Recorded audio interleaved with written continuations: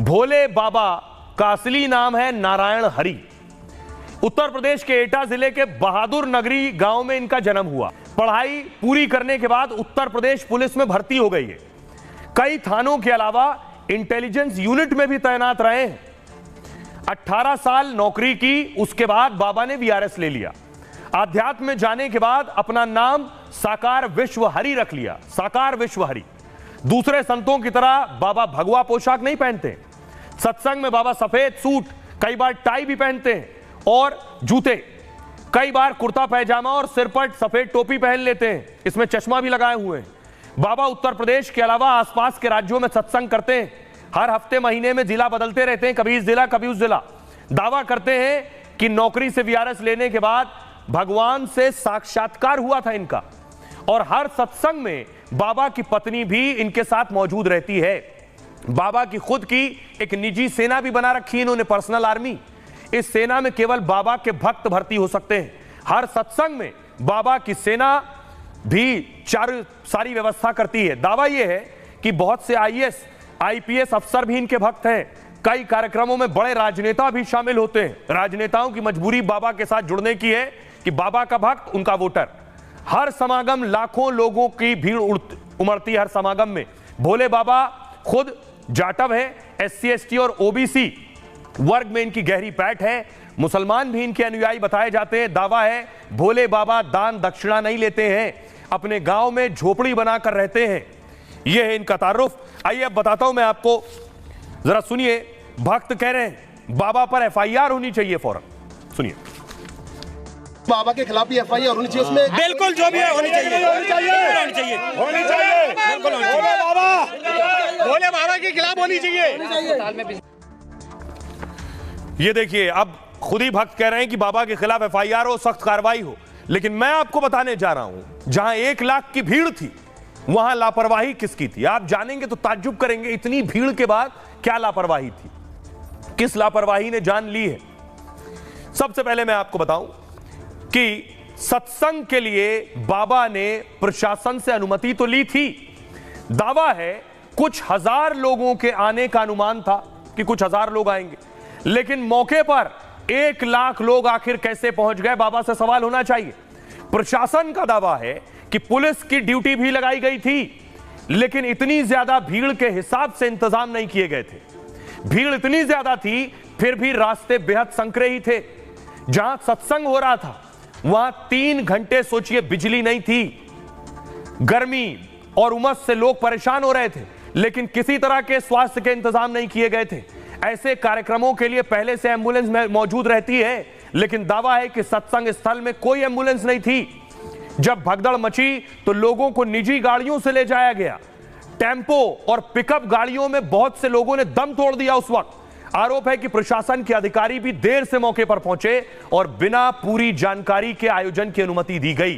संकरी और जगह में जो जगह कम थी, कार्यक्रमों की अनुमति कैसे दे दी गई, सवाल यह है। अब मैं आपको सुनवाता हूं, सुनिए। जो लोग वहां पहुंचे थे, जो पीड़ित हैं, जो उस वक्त वहां मौजूद थे, वो क्या कह रहे हैं।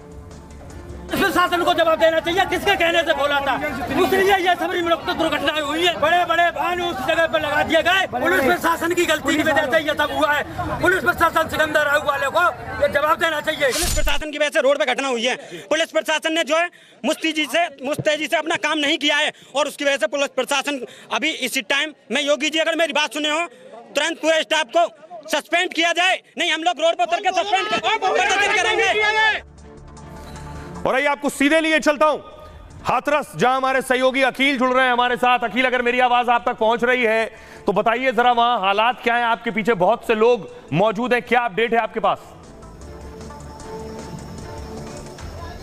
इस वक्त जो है जो सबसे बड़ी अपडेट आ रही है हाथरस से, वो ये आ रही है कि जो मौत की संख्या है वो 100 का आंकड़ा पार कर चुकी है इस वक्त। जैसा कि आप देख सकते हैं, मैं अपने कैमरामैन से रिक्वेस्ट करूंगा कि मैं इस वक्त हाथरस का जो डिस्ट्रिक्ट हॉस्पिटल है, मैं वहां उस वक्त खड़ा हूं, और यहां पर जो भीड़ है वो बहुत ज्यादा तादाद में लोग आए हुए हैं अपने परिजनों को देखने के लिए। क्योंकि जब सत्संग का कार्यक्रम, वहां पर रिलीजियस कार्यक्रम हो रहा था, तो उस वक्त जो है, जैसा कि इनका कहना है कि लाखों की तादाद में लोग आए थे, और जब भीड़ उमड़ी और जब ह्यूमिडिटी की वजह से वहां पर स्टैम्पीड हुआ, वो किस तरीके से हुआ, जिन लोगों ने वहां पर इस पूरे प्रोसेस को देखा, उनकी आंखों देखी, उनसे जानने की कोशिश करते, उन परिजनों से बात करने की कोशिश करते। अच्छा, मुझे ये बताइए, आपके घर वाले उस सत्संग में मौजूद थे, क्या हुआ, कितने बजे की दुर्घटना है? ये 2-2:30 बजे की घटना है। सत्संग में गए हुए थे, वहाँ थोड़ी कुछ आने जाने, मतलब सत्संग खत्म होने के बाद में यहाँ से भीड़ आई थी। वहाँ रास्ता था छोटे रास्ते में इधर से उधर जाने में मतलब वहाँ थोड़ी भगदड़ मच गई, मतलब फंस गए तो लोग इधर से उधर। वहाँ गड्ढा था, गड्ढे में गिरने से वहाँ भगदड़ मची थी। भगदड़ मचने से वहाँ गड्ढे में गिर गए लोग, गड्ढे में गिरने से और भगदड़ करीब हो गई कि मर गए लोग, तो उसमें इसलिए तो वो ऊपर एक के ऊपर आ गया। अच्छा, मुझे ये बताइए, टोटल लगभग अंदाजन कितने लोग रहे होंगे उस सत्संग के अंदर? भैया उसमें तो जो मान लो 2 लाख की भीड़ कम से कम थी। कितनी भीड़ थी वहां पर? 1 लाख से ऊपर। क्या वहां पर मैनेजमेंट था, इंतजाम था 1 लाख लोगों का? अगर 1 लाख की भीड़ आई थी तो कोई इंतजाम नहीं, कोई इंतजाम नहीं यहाँ पे। इंतजाम होता था ऐसा? इंतजाम होता है, आज का आज से नहीं होता है, और अक्सर होती नहीं होती है। बागला इसमें होता है आज तक, तो तुम्हें कोई दिक्कत नहीं होती इसमें, लाखों की भीड़। अच्छा, वहां पर रास्ता, जब निकलने का रास्ता था, वो कितना रास्ता था? एक रास्ता था, 2 रास्ते थे, कितने रास्ते थे वहां पर? वो एक ही रास्ता था, वो रास्ता था छोटा था। मतलब आप ये बता रहे हैं कि 1 लाख की तकरीबन भीड़ थी और जो निकलने का रास्ता था वो सिर्फ और सिर्फ एक था? एक ही था रास्ता, वो भी छोटा था और उसके बारे में खाई थी। तो कितने लोग एक साथ, कितने लोग भागे? वो जो खाई गड्ढा था वहां पर, वहां से जब सत्संग खत्म हुआ था तो जो लोग निकलते वहां से, और गर्मी की भभक थी वहां पे बहुत, तो गर्मी के मारे लोग वहां से निकलने थे, तो गर्मी के वहां से लोग परेशान होकर के भागे, तो उसमें गड्ढे में गिरे थे। गड्ढे में गिरने से वो लोगों को भगदड़ और हो गई, मरने का अकील, एक छोटा सा सवाल और छोटा सा जवाब अगर ले लीजिए, प्रशासन ने क्या इंतजाम किए थे? क्या वहां एम्बुलेंस थी, क्या वहां पुलिस थी? लोग अपनों को लेकर कैसे भागे अस्पतालों की तरफ?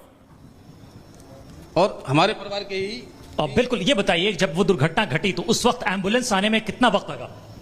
एम्बुलेंस में कम 2 घंटे लगे वहां से, मैंने 2-2.5 घंटे। 2 घंटे तक एम्बुलेंस पहुंची नहीं? पुलिस प्रशासन का कोई इंतजाम नहीं था।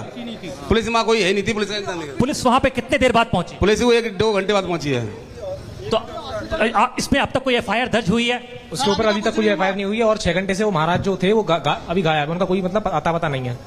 अभी यहाँ पे इस चिकित्सालय में हम खड़े हैं, ये डिस्ट्रिक्ट हॉस्पिटल है, यहाँ पर कितने मरीजों को टोटल लाया गया? टोटल यहाँ मृतक ही आए हैं, मरीज कोई नहीं आया अभी, और मृत्यु कम से कम 30 से ज्यादा लोग आए हैं, और उसमें से एक 6 साल या 5 साल का बच्चा भी है।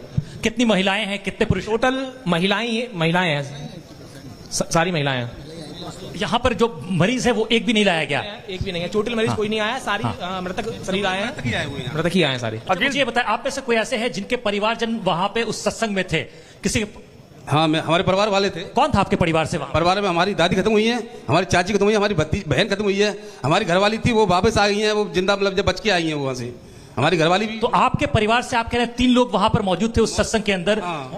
मौजूद तो 11-12 लोग थे हमारे घर में से, तो वो सब, और तो मतलब 3 तो खत्म हो गए फिलहाल, तुरंत ही मार हो रही, और 6 लोग वापस आ गए वहां से हमारे घर में। अच्छा, मुझे बताइए, आपके परिवार से भी कोई गए थे उस सत्संग?